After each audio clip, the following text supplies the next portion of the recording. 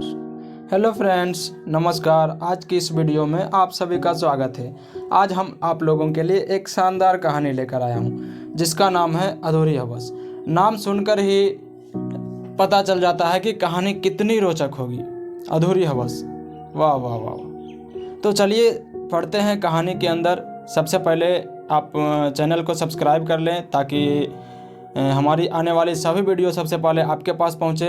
तो चलिए बढ़ते हैं कहानी के। और प्यार के बारे में कई ग्रंथ लिखे गए। हर ग्रंथ में प्यार को अलग एंगल से देखा गया और पढ़ने वालों ने भी अपनी अपनी सहूलियत से उसे अपनाया। कई रिश्तों में प्यार वैवाहिक जीवन के बाद हुआ तो कोई शादी से पहले वाला प्यार, पर प्यार कभी किसी का पूरा नहीं हुआ, अधूरा ही रहा। तभी तो प्यार का शब्द ही अधूरा लिखा है। कुछ ऐसी ही कहानी मैं आज लेकर आया हूँ। समाज के हिसाब से ये शायद सावधान इंडिया का एपिसोड बन सकता है। यह एक अधूरी प्रेम कहानी, ये आपकी सोच पर निर्भर करता है। राज और मिताली की कहानी, दोनों ने प्यार तो किया पर एक ना हो सके। कुछ वक्त ने साथ ना दिया या सही वक्त पे मिल ना पाए दोनों। राज की शादी हो चुकी थी और मिताली की सगाई हुई थी। शादी में कुछ वक्त था। तब की बात है। वैसे तो राज और मिताली की मुलाकात एक शादी में हुई थी। तब राज को मिताली पसंद आ गई थी। और कैसे पसंद नहीं आती। मिताली थी ही इतनी खूबसूरत, इतनी लाजवाब कि हर किसी का दिल उस पर आ जाता। हर कोई उसके साथ आखिरी सांस तक जिंदगी बिताने का सोच लेता। पर राज मजबूर था। वह आगे नहीं बढ़ सकता था क्योंकि राज की शादी हो चुकी थी। वो अपना जीवन व्यतीत कर रहा था। तो मिताली के साथ ज्यादा घुलने मिलने की बात उसने अपने अंदर ही दबा दी और शादी निपटा के दोनों अपने अपने घर में लौट चले। राज कभी प्यार में यकीन नहीं करता था। प्यार एक छलावा है, दो जिस्मों की हवस को मिटाने का, जिसे लोग प्यार का नाम देके लोग जिए जाते हैं। बाकी राज ने सही कह रहा है कि प्यार एक छलावा है, दो जिस्मों के हवस को मिटाने का। यही सोच रही राज की प्यार के बारे में। 3 साल बाद वापस उन दोनों की मुलाकात राज के शहर में हुई। मिताली अपने मामा के घर रहने को आई थी कुछ दिन और मिताली के मामा राज को अच्छी तरह से जानते थे और काफ़ी अच्छे दोस्त भी थे। तो मिताली के मामा ने राज को उसकी कार के साथ बुलाया। गेस्ट है, तुम आज एक दिन फुर्सत निकाल के साथ चलो। और राज ने हाँ भी भर दी और दूसरे दिन वह अपनी कार लेके मिताली के मामा के घर चला गया और सबको ले के घूमने निकल गए। कार में रोमांटिक सॉन्ग बज रहे थे। ओह, और सफ़र जारी था। वाह वाह, क्या बात है। शायद 1 घंटा गाड़ी चली होगी, तभी पीछे से आवाज़ आई, आपकी कार में तो वेस्टर्न सॉन्ग ज़्यादा बजते हैं और आज पुरानी जिनस क्यों सुना रहे हो।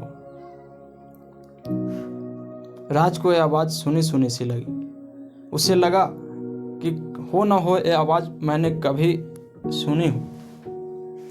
भोला नहीं था राज। ये मीठी मधुरी आवाज़, पायल सी खनकती आवाज़। बैक मिरर में देखा तो हाँ, वही थी।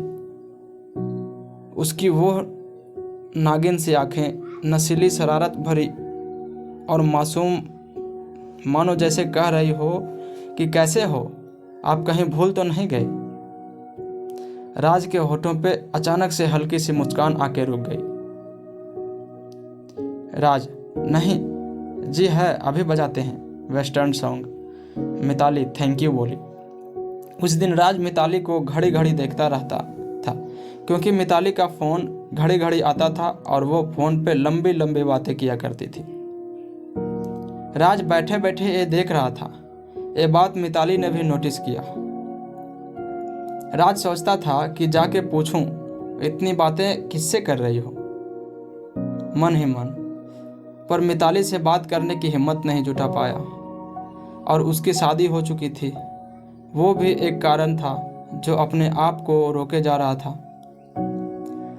और मिताली ने कुछ गलत समझ लिया तो ये सोच के चुपचाप सब देख रहा था।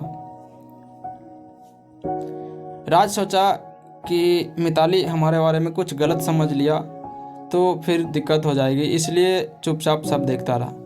शाम का वक्त हो गया था, घर लौटने का वक्त हो चुका था और सब चलने की तैयारी में लगे हुए थे।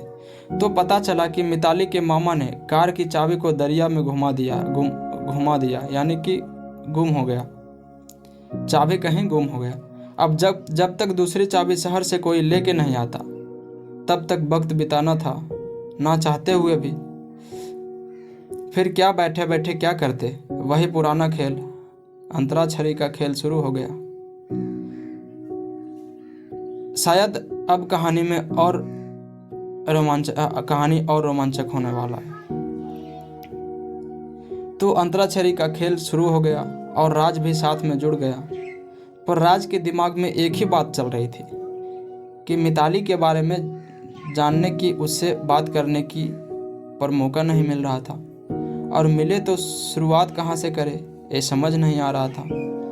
अगर शादी के पहले वाला राज होता तो कब का मिताली से पूछ लेता।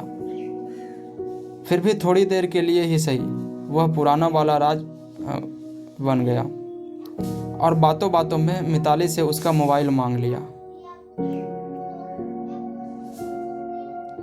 कॉल करता हूँ सुनने के बहाने मिताली का मोबाइल नंबर ले लिया।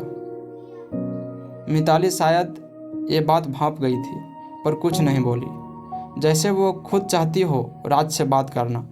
3 घंटे बाद चाबी आई, तब जाके सब घर की ओर निकले। बीच में होटल में सब ने खाना खाया और घर जाते जाते रात के 2 बज चुके थे। राज सबको छोड़कर घर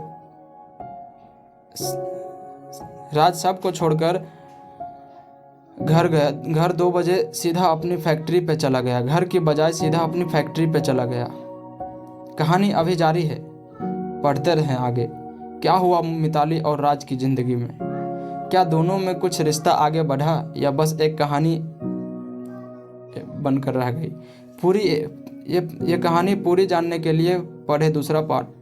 अगला प्रकरण अधूरी हवस 2 बहुत जल्द ही आने वाला है, इंतज़ार करें। दोस्तों, मैं आप लोगों से वादा करता हूँ कि इस कहानी के दूसरा पार्ट बहुत जल्द ही आप लोगों के सामने लाऊंगा और आप लोगों को भरपूर आनंद दिलाऊंगा। तो दोस्तों, चैनल को सब्सक्राइब करें ताकि इस कहानी के अगला पार्ट सबसे पहले आपके पास पहुंचे और आप लोग आनंद ले पाएँ। तो दोस्तों, जब तक के लिए थैंक यू। मिलते हैं नेक्स्ट वीडियो में। बाय।